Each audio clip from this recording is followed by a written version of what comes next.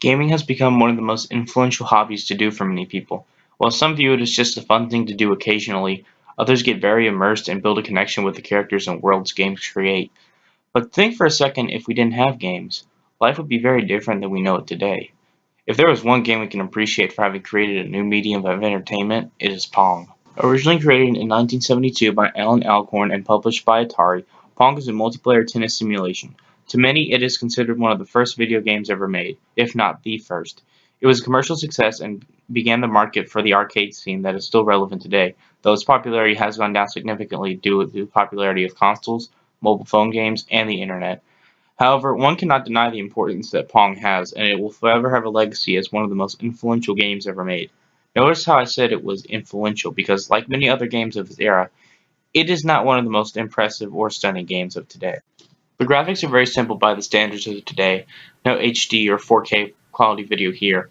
All you have are two white sticks, a checker pattern in the middle, and a white square that moves all over the place. If you haven't realized yet, you control the stick, or a more proper term, paddle, as the game is a representation of tennis. And just like tennis, the checker pattern is supposed to be a net and the square a ball. While the visuals may not be impressive today, I can say that the gameplay can be somewhat addictive. I get a feeling of satisfaction seeing the computer player miss one of my hits, but I also feel so dumb when the computer gets the upper hand of me sometimes.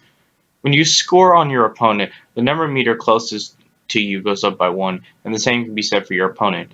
If you are not used to controls, and trust me, if you are not, it can get really boring and frustrating to see your score so low and your opponent so high.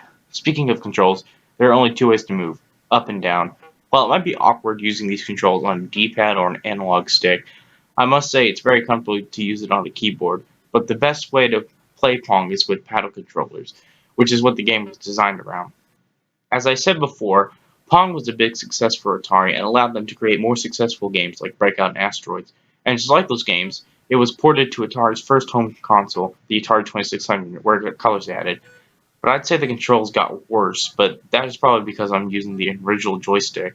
If you ever plan on playing Pong for the 2600, play it with a paddle. If you've never played Pong, I'd say give it a shot and see how video games got their start, and continue to become more innovative and immersive.